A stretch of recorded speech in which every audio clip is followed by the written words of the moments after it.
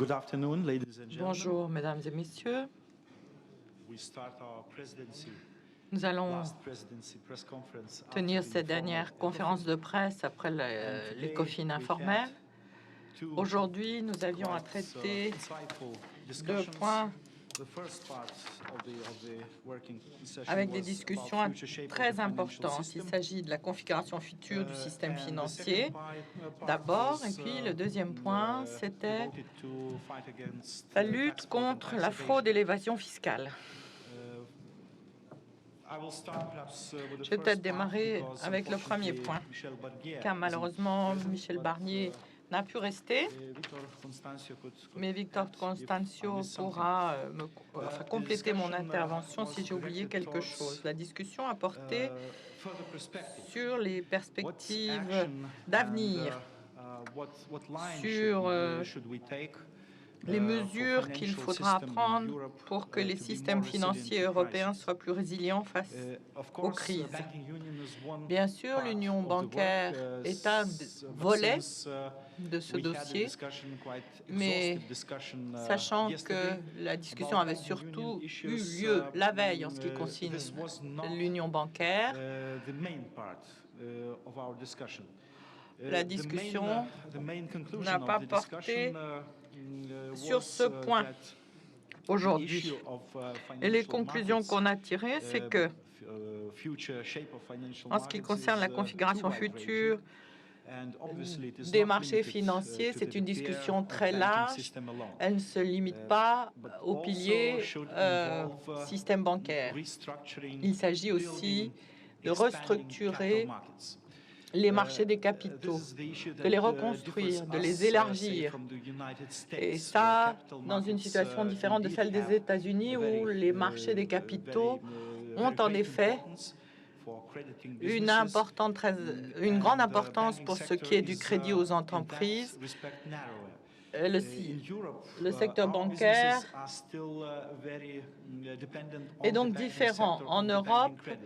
So tout that is passe why par les the banking banques pour ce sector qui est in Europe is, des of entreprises. such, Elles dépendent crucial du crédit importance, bancaire et donc le when we système talk bancaire est about, très important en legal Europe regulation. lorsqu'on parle But we, d'encadrement must ensure that capital juridique. markets Il also faut expand, the aussi capital pouvoir markets, veiller à ce que les are marchés des available for capitaux businesses and puissent especially for small and medium prospérer, enterprises. qu'ils soient This là was pour les also part of the discussion entreprises, of yesterday's working session. surtout les PME. Ça d'ailleurs ça avait déjà été dit hier dans notre séance de Really, travail. there is, much to be done. Donc en fait, il y a encore beaucoup At our à session, faire. we had, also input, from Lors du Sharon débat, Bowles. nous avons également She's entendu the Sharon head of the Bowles, committee qui at the est en European fait Parliament. à la So, tête de la I think commission this was a very good financière au interaction. Parlement. Donc, il y a eu beaucoup d'échanges. Les informels, c'est toujours des manifestations complexes, puisqu'il y avait aussi les gouverneurs des banques centrales qui étaient présents, pas seulement les ministres. Et dans ce contexte, comme il y avait aussi le Parlement européen, sa présence était importante parce que nous avons besoin d'une bonne coopération avec le Parlement. La présidence comprend que le Parlement européen est une enceinte très importante, un organe législatif qui représente les citoyens européens. Donc, dans toutes nos activités, il s'agit de tenir compte de l'accueil de nos actes juridiques au Parlement européen. Autre point qui a été longuement discuté, la fragmentation, le morcellement des marchés. Et pour ce qui est du marché financier, c'est très important. Il y a une fragmentation au niveau du secteur bancaire, mais également dans l'ensemble des marchés financiers de l'Union, les marchés des capitaux de l'Union. Donc, il s'agit de voir comment on peut réduire ce morcellement. Une des idées qui a été évoquée, mais qui n'est pas encore sous forme de projet de texte législatif,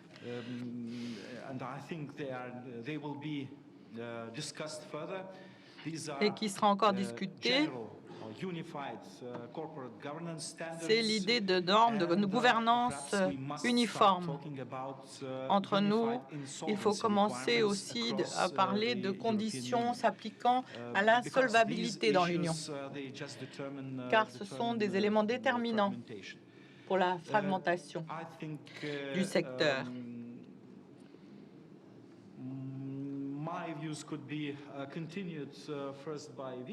Vitor pourra peut-être compléter ce que je viens de dire. Et puis ensuite, sur la fiscalité, je donnerai la parole au commissaire Šemeta qui résumera la discussion. Merci, Monsieur le Ministre. J'ai finalement peu de choses à ajouter à ce que vous avez déjà dit. Effectivement, on a discuté du système financier européen qui, depuis la crise, a été profondément modifié avec un grand désendettement, désengagement du secteur bancaire, avec également une augmentation de l'importance du marché obligataire pour financer les grandes entreprises. En même temps, changement des modèles économiques des banques. À cela s'ajoute le gros problème de la fragmentation, surtout du secteur bancaire. Effectivement, c'est la crise qui a montré que cette fragmentation dépasse même ce lien entre la dette souveraine et le secteur bancaire. Effectivement, on assiste également à une fragmentation dans l'économie réelle, des taux de croissance qui sont différents selon les pays. Et cela influence l'évaluation des banques pour ce qui est du prêt à d'autres banques dans des pays soumis à tension. Donc, c'est là d'autres problèmes à régler, surtout si l'on veut que la croissance soit plus homogène dans tous les pays européens. Ensuite, autre chose, il faut absolument davantage intégrer le marché des capitaux, notamment le marché des actions. Mais là, le problème est encore plus complexe. Effectivement, la raison pour laquelle ces marchés des capitaux et des actions ne sont pas plus intégrés maintenant sont tout simplement la résultante de législations différentes en matière de droit des sociétés, droit de la faillite et en matière de fiscalité. Tous ces éléments qui seraient normalement de nature à renforcer l'intégration sont exclus de la portée des traités parce que les États membres préservent une très grande autonomie sur ces dossiers en dépit de certains progrès et d'une certaine harmonisation, mais il n'y a pas de base pour imposer cette harmonisation. Là, les problèmes sont réellement graves et devraient être sérieusement creusés par les membres de la zone euro. Effectivement, pour pouvoir obtenir tous les avantages de l'intégration dans une zone monétaire unique, cette intégration serait un élément très important et ces pays devraient réellement harmoniser ces trois aspects qui pourraient contribuer à améliorer l'efficacité, la taille et l'efficience de ce marché des capitaux et des actions. Monsieur Šemeta. Good afternoon, ladies and gentlemen. Bonjour. Il y a près d'une semaine, au G20, nos chefs d'État se sont engagés en ce qui concerne l'échange automatique d'informations pour ce qui est de la norme en matière de fiscalité. C'est un pas en avant important qui aurait été inconcevable il y a 5 ans. L'Union s'est fait le champion de cet échange automatique d'informations depuis des années. Elle a dit que c'était le meilleur instrument contre l'évasion fiscale. Nos partenaires mondiaux sont maintenant finalement prêts à suivre nos pas. Cet objectif ambitieux est donc accompli aujourd'hui et ça nous a donné une occasion très utile de faire le point et de voir où nous en étions en tant qu'Union. Les progrès réalisés cette année dans la lutte contre l'évasion fiscale sont le témoignage de ce qui peut être fait lorsque les États membres travaillent tous dans le même sens. En ce qui concerne l'échange automatique d'informations, nous avons l'expertise et l'expérience et la puissance collective qui nous permet d'influencer l'environnement international. Et nous devons continuer à travailler ensemble pour exercer notre influence. Et en ce qui concerne le principe de l'échange automatique, il est établi. La mise en œuvre sera le prochain défi. Nous devons assurer qu'au fur et à mesure qu'on développera cette norme, elle puisse compléter l'approche communautaire. Ça doit être efficace en termes de coûts, ça doit respecter la protection des données et la législation à cet effet. Il faut qu'il y ait la réciprocité. Il faut également demander une adoption rapide d'une norme mondiale qui soit conforme au travail que nous avons fait au niveau de l'Union dans ce domaine. La participation de M. Gurias à la séance de travail a été très utile. L'Union a travaillé très étroitement avec l'OCDE pour arriver à une meilleure gouvernance mondiale. Et nous pensons que cette coopération pourra continuer au même niveau de respect mutuel que ce n'a été le cas par le passé. Entre-temps, entre nous, nous devons garder notre niveau d'ambition. Nous pouvons maintenir notre position en tant qu'avant-coureur dans ce dossier en révisant la directive sur l'épargne et notre directive sur la coopération administrative proposée cette année. Au sommet de mai, nos chefs d'État se sont engagés à soutenir l'échange d'informations aussi étroit que possible au sein de l'Union. Et donc, il faut qu'il y ait une évolution qui devrait intervenir, y compris l'adoption de la directive épargne, d'ici la fin de la présidence lituanienne. Avant de conclure, je voudrais faire quelques observations en ce qui concerne la taxe sur les transactions financières. Elle n'a pas été discutée aujourd'hui, mais elle a été l'objet de beaucoup de spéculations ces derniers jours. Donc, c'est une occasion de corriger le tir. La Commission est tout à fait confiante quant à l'égalité de la TTF qui a été proposée. Nous refutons toute prétention qu'elle serait contraire au traité ou qu'elle mettrait en péril le marché unique. Ça n'empêche que nous avons compris que les États membres devaient être confiants dans la certitude juridique lorsqu'ils négocieront cette proposition.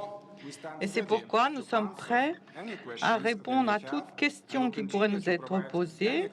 Nous continuerons à donner toutes les explications nécessaires pour arriver à un progrès rapide vers un compromis fructueux sur la TTF. Merci. Vos questions et votre identité et à qui vous posez la question, s'il vous plaît. Hi, Suzanne Lynch from the Irish Times. This is a question for the Commissioner. Une question que j'adresse au commissaire.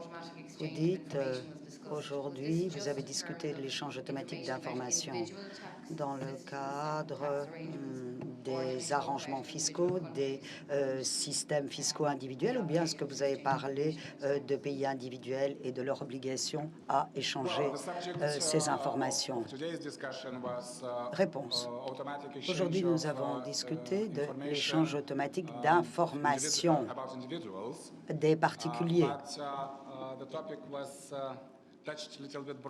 Mais on a élargi le champ de la discussion et c'est vrai que certains participants ont parlé également du BEPS, donc l'érosion de la base et le transfert des bénéfices. Mais je le répète, cela a été abordé, mais l'essentiel est de savoir comment au niveau de l'Union européenne, on progresse vers cet échange automatique d'informations en n'oubliant pas qu'une norme globale a été approuvée par les chefs d'État du G20. Maintenant, l'UE doit rester pionnière en la matière, à l'avant-scène, et il faut discuter de la manière dont nous allons procéder. Etoria from Le Temps newspaper from Geneva. Did you discuss, Commissioner, how you would continue to deal? Est-ce que vous avez parlé de la manière dont vous traiterez avec les pays tiers? Est-ce qu'il y aura un changement de votre mandat du fait de la décision du G20 la semaine dernière? C'est un point qui a été traité pendant la discussion. J'ai présenté la vision de la Commission Et personne n'a objecté. En ce qui concerne notre approche, nous estimons que l'élément clé est qu'il ne faut pas tomber dans l'autosatisfaction et attendre en plus que tous les détails d'une norme mondiale soient fixés. Il faut continuer notre travail de notre côté, ce qui veut dire qu'on va s'en tenir au mandat qui a été donné à la Commission en ce qui concerne les négociations avec les États voisins. Ces négociations continueront. Il y a d'ailleurs une ouverture qui a été constatée du côté des partenaires pour négocier cet échange automatique d'informations, alors que c'était inimaginable il y a quelques années seulement. Cela reflète bien l'évolution générale au plan mondial. Jim.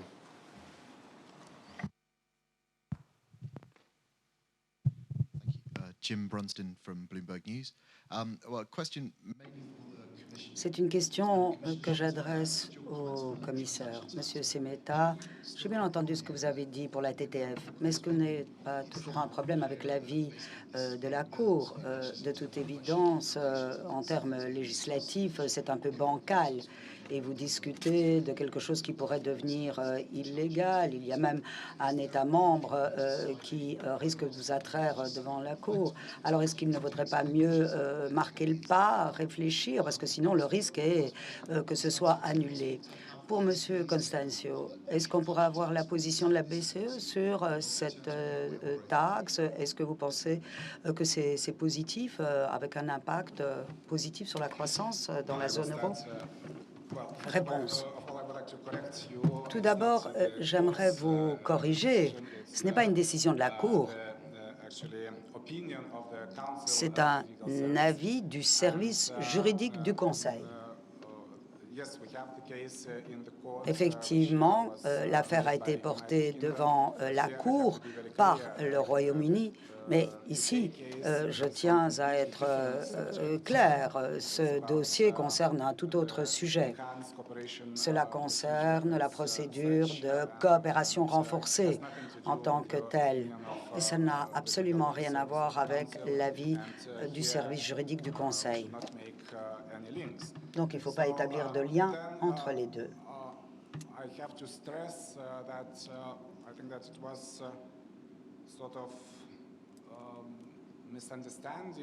Moi, je pense qu'il y a eu un malentendu à propos de l'interprétation de cet avis du service juridique du Conseil. En fait, ils ont fait un commentaire sur un seul paragraphe de la proposition. Comme je l'ai dit dans mon introduction, nous sommes convaincus que les arguments de la Commission ainsi que les arguments du service juridique de la Commission vont prouver à suffisance à nos États membres que l'approche adoptée dans notre proposition est correcte et ne viole aucune des dispositions du traité.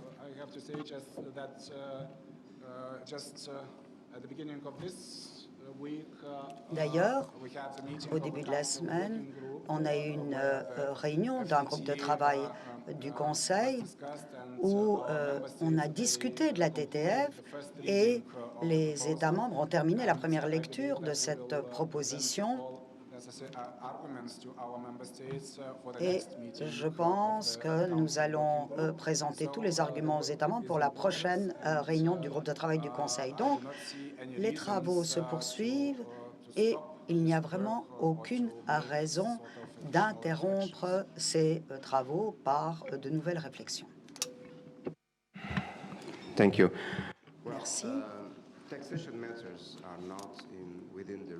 La fiscalité ne relève pas des compétences de la BCE. Donc, la BCE n'a pas de position sur cette taxe sur les transactions financières et il n'y en aura pas à l'avenir. La BCE ne rédigera pas d'avis sur cette taxe. Nous avons simplement précisé qu'à la lumière de nos connaissances, surtout au vu de la manière dont les marchés, pour les marchés à très courte maturité, jusqu'à 1 an, là, au vu de nos connaissances en la matière, on est prêt à informer les États membres. Nous avons déjà un dialogue avec la Commission à propos du fonctionnement de cette taxe sur les marchés monétaires, sans plus. Je n'ai donc absolument rien à ajouter à ce que nous avons déjà dit à propos de cette taxe.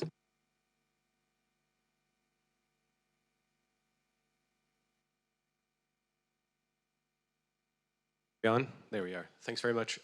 From MLEX, John Riga. First, actually, a question for the Commissioner. À l'adresse du commissaire, pourriez-vous expliquer à qui vous adressez cet avis du Conseil? Parce que dans le groupe, tous les membres sont présents. Or, si un État membre devait décider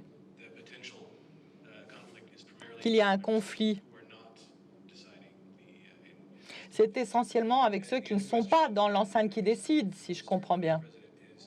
Donc, à l'avenir, quand on discutera du futur de l'union bancaire, est-ce qu'on pense revenir à une garantie de dépôt conjointe? Est-ce que c'est une idée qui est morte?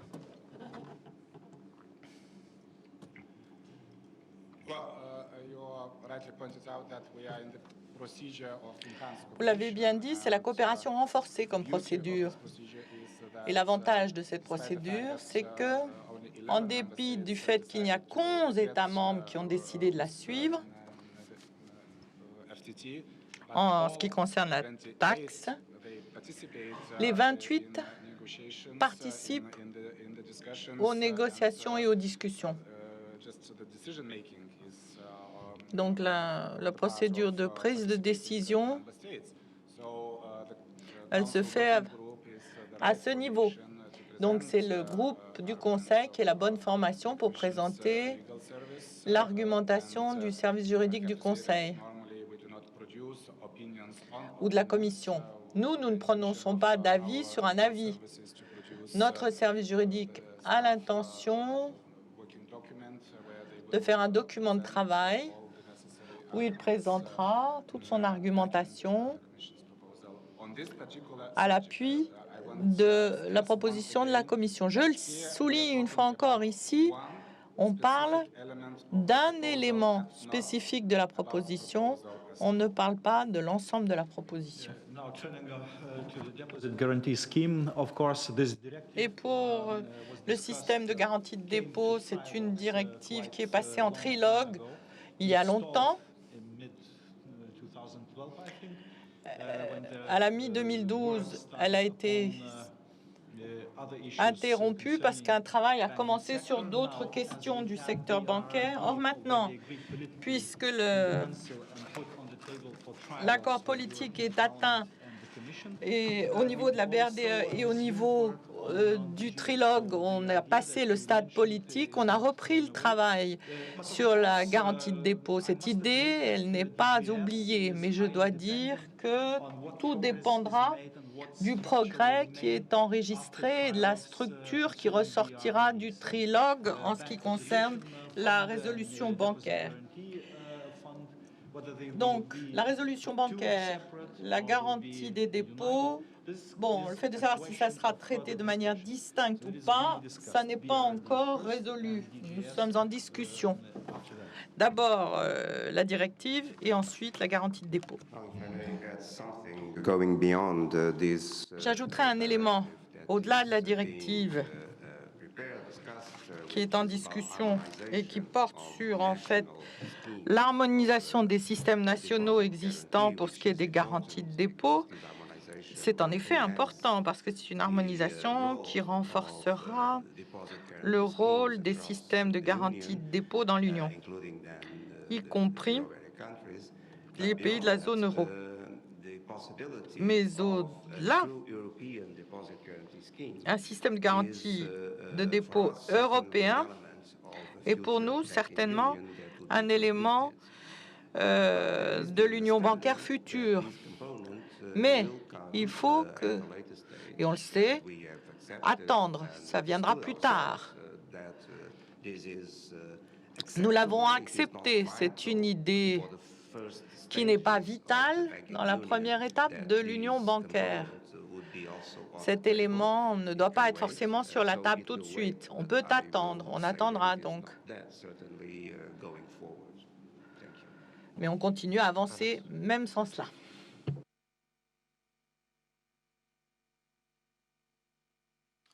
Alex Barker, Financial Times. It's a question for Mr. Constancio. Une question pour M.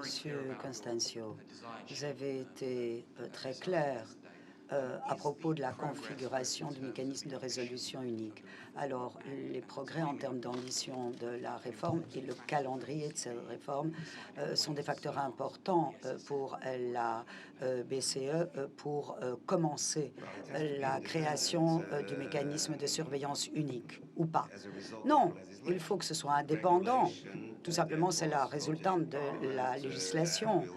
Cette législation qui a été votée au Parlement et qui sera également votée sous peu au Conseil, cette législation impose, au vu de l'article 237 du traité, impose que la BCE fasse fonctionner le mécanisme de surveillance un an après le règlement.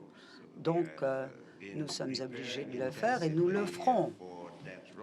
Alors, nous sommes déjà intensément préparés. Il y a déjà eu tout le travail technique, les orientations, les lignes directrices, les manuels qui ont été préparés. Et donc, nous ferons tout cela indépendamment de ce qui va se passer avec le mécanisme de résolution. Mais ce que nous avons dit sans embâche, c'est que tout superviseur européen veut disposer de ce mécanisme de résolution au moment où il faut mettre en liquidation une banque. Donc, ce qui est en jeu ici, c'est l'éventuelle résolution de banques transfrontalières. Si cela se situe dans un contexte national, bon, ça va poser des difficultés. On les a connues dans le passé au cours des dernières années. Donc, nous voulons un mécanisme européen de résolution qui soit en place pour accompagner ce premier pilier de cette union bancaire. Mais nous le concédons également. Ça ne va pas être dès le départ. Nous sommes superviseurs et on n'aura pas tout de suite des résolutions bancaires, a fortiori pas des résolutions de banques transfrontalières. Donc pour nous, c'est absolument nécessaire dans le contexte que j'ai évoqué hier avec les trois caractéristiques que j'ai énumérées. Mais ça ne dépend pas, c'est indépendant de la création du mécanisme de surveillance. Plus de questions? Merci à tous. Merci au commissaire. Merci au vice-président. Merci à tous.